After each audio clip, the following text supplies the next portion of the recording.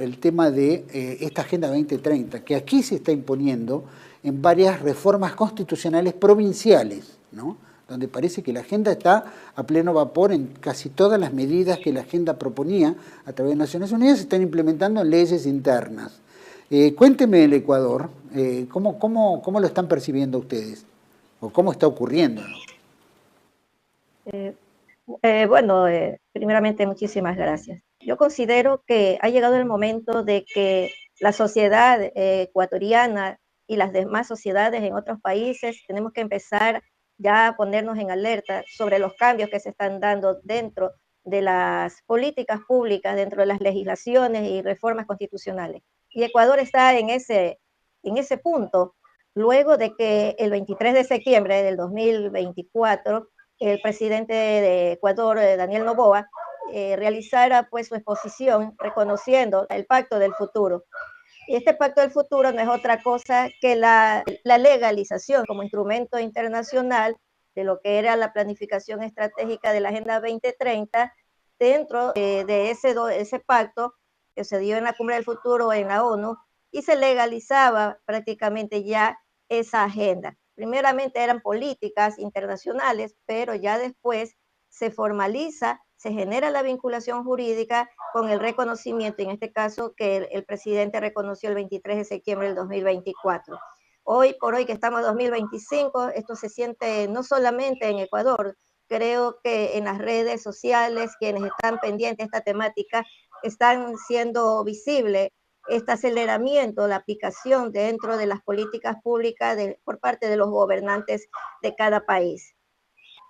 Dentro de Ecuador, ¿está ocurriendo en forma de diferentes provincias o departamentos, no recuerdo cómo está conformado, o es una política que emana directamente del gobierno nacional o gobierno federal? Más que nada, si tomamos en cuenta que luego, post pandemia, se dieron toda esta serie de situaciones. Mientras estábamos confinados, estaban trabajando en una planificación desde el gobierno con estas otras políticas internacionales.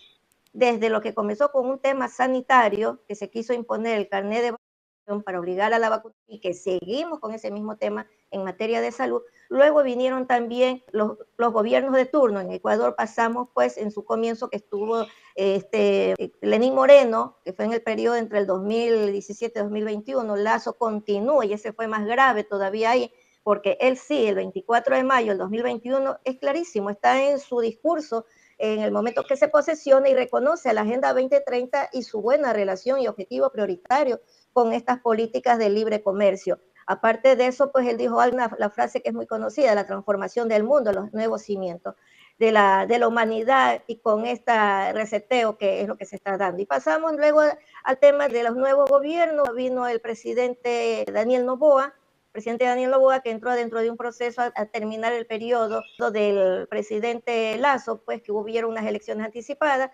pero cuando se sigue el patrón, no es otra cosa que sigue cumpliendo lo que ya una serie de políticas, como por ejemplo lo que se dio un canje dentro del archipiélago de Galápagos, y un canje por pago de deuda externa, y se van dando ese tipo de acuerdos, ese tipo de concesiones, se podría decir, en tema de territorialidad, porque el archipiélago de Galápagos es parte de la región insular en el Ecuador. Claro. Y pasamos nuevamente al tema de ya con las elecciones que se dieron en abril, donde ya fue un periodo de 4 años que está elegido el presidente Daniel Noboa, pero tenemos que recordar que el 23 de septiembre prácticamente se formaliza en la Asamblea de la ONU, se formaliza el reconocimiento, este reconocimiento de aplicar estos 17 objetivos de desarrollo sostenible que están en la famosa Agenda 2030. Y bueno, ¿por qué es una agenda? Porque es un plan programático que se tiene proyectado que al 2030 ellos van a alcanzar esos objetivos. ¿Y quiénes son ellos?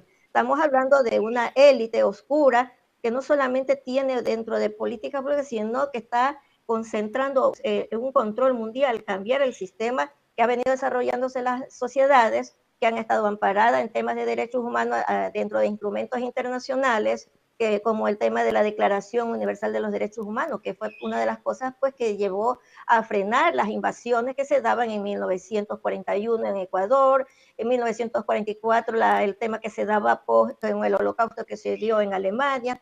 Entonces, cuando nos volvemos la mirada a esa parte, la historia nos está enseñando hacia dónde este presente, estos cambios que se están dando, se sigue utilizando como referente en los discursos de la ONU el tema de los derechos humanos. Y está muy bien porque ese fue el objetivo dentro de esas 30 articulados que comprende esta Declaración Universal de los Derechos Humanos. Pero en la práctica se fueron haciendo una expansión de ciertos derechos como el derecho de la igualdad.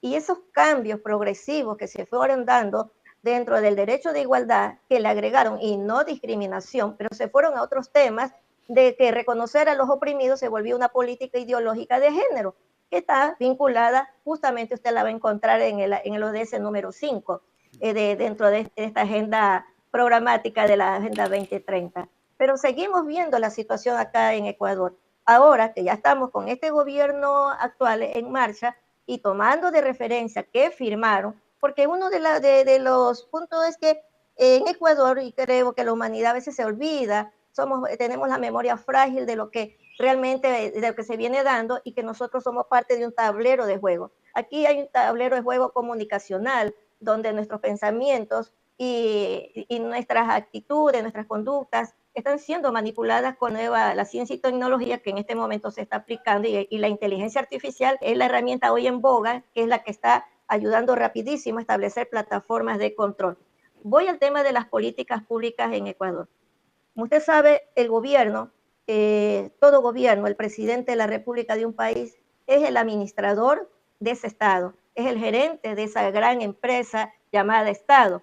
Y digo esta empresa porque ya ahora se convirtió, después de cuando se aprobó la Constitución del 2008, pusieron empresas EP. Realmente eso, para mí ahora veo que eso realmente está mal. Al comienzo yo pensaba que la gestión pública, las alianzas pública-privadas debían mejorar para que se genere pues la participación también de la empresa privada, porque deben fusionar los dos, porque todos buscamos el mismo objetivo, bienestar común. Ese es el objetivo de todos. Todos queremos trabajar, todos queremos ganar, comer, todos queremos mejor vida para nuestros hijos y dejarles un futuro a ellos.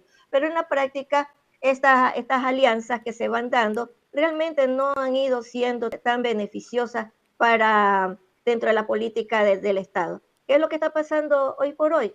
Estas gestiones, esta participación del Estado, llamar las empresas EP, al crear la Constitución y empresas públicas, y solamente en el sector estratégico, se fueran donde está, como quien dice, la carne, donde está lo que va a dejar millonarias ganancias, y en esa parte pues se armaron leyes para poder de ahí manejar estas negociaciones, concesiones, participación de empresas extranjeras en el manejo de ciertos recursos naturales en el Ecuador. Entonces, cuando ya usted ve esta situación que está pasando, y seguimos en pobreza, y seguimos habiendo desempleo, y seguimos viendo que no ha mejorado, nos damos cuenta que quienes han seguido fortaleciéndose son estas grandes empresas, y el control ahora es mayor que antes. Antes nosotros por lo menos teníamos más conciencia de la situación de nuestras tierras, de lo que queríamos, aspirábamos, pero ahora no, hasta eso pues nuestros sueños están siendo controlados. Entonces el Estado, al convertirse en EP, en un sector,